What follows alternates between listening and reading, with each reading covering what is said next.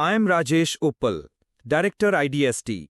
We bring sharp insights and foresight on defense, security, and emerging tech. Let's dive in. Ever since the dawn of the atomic age, we've understood one fundamental truth. You can't rush nature.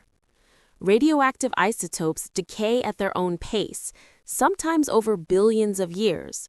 But what if that could change?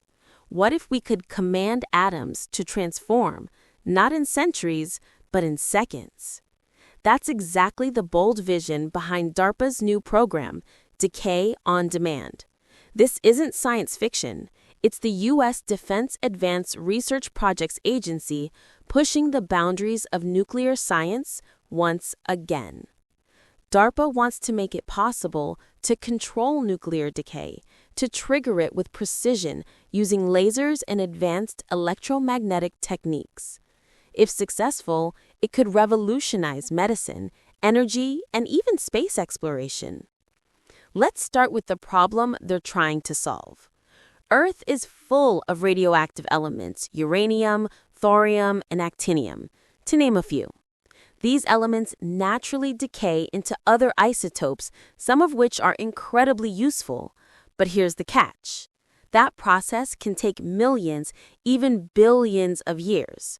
For example, thorium-232 takes 14 billion years to decay into thorium-228, which could power next-generation nuclear batteries with 10 times the energy density of today's systems.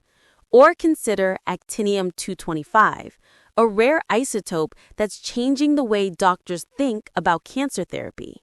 It's used in a technique called targeted alpha therapy, where radioactive particles destroy tumors from the inside. But global production of this isotope is just a few milligrams per year, barely enough for clinical trials. Why? Because it only appears naturally in tiny amounts through very slow decay chains. DARPA's Decay on Demand aims to change that by giving scientists the ability to accelerate nuclear decay when needed.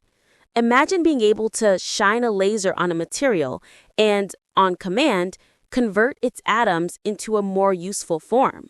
So how could that even work? The idea is to use precise bursts of energy from lasers or electromagnetic fields to nudge atomic nuclei just enough to overcome the barriers that keep them stable. Normally, a strong nuclear force and something called the Coulomb barrier prevent particles from escaping the nucleus. But DARPA believes that by tuning light and electromagnetic energy to just the right frequencies, it may be possible to weaken those barriers and trigger the emission of alpha particles, the key step in alpha decay. Recent lab experiments have hinted this might be possible. Using commercially available lasers, researchers have managed to slightly alter decay probabilities, a result once thought impossible outside high-energy reactors. If DARPA can scale that up, it could rewrite nuclear science textbooks. The program itself is structured along two tracks.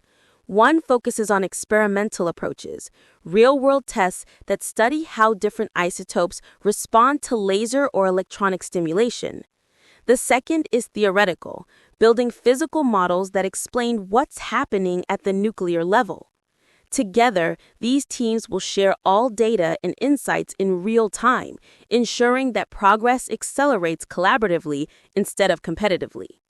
Funding is significant, up to $2 million for experimental work and another $1 million for theoretical efforts. But more importantly, this is about creating a foundation for a new scientific field, the controlled manipulation of nuclear decay. Now, let's talk about the potential impact. In medicine, this could be transformative. With steady, scalable production of actinium-225, hospitals could deploy targeted alpha therapies widely, destroying cancer cells with atomic precision while sparing healthy tissue. For energy, controlled decay could power miniature nuclear batteries, compact, long-lasting power sources for deep space missions, or unmanned military systems operating in remote areas. thorium-based isotopes could generate power for decades without refueling. In industry, the ability to create rare isotopes on demand could unlock new materials, advanced sensors, or radio tracers for environmental and geological monitoring. But with great power comes serious responsibility. DARPA's program is being designed with strict safety boundaries. It explicitly prohibits fission-based methods or anything that produces multiple neutrons, the kind of reactions used in weapons. The focus here is on clean, controllable processes with minimal security risk. There's also an ethical dimension. Humanity has never before held the power to manipulate nuclear decay, one of nature's most immutable processes. That means any breakthroughs must come with transparency, oversight, and international dialogue to ensure peaceful use. Still, the implications are breathtaking. For decades, nuclear decay has been a waiting game dictated by the laws of physics. Now, DARPA is daring to ask, what if those laws can be bent? If decay on demand succeeds, it could mark the dawn of a new era, one where rare isotopes are no longer limited by the clock of nature, but by human ingenuity.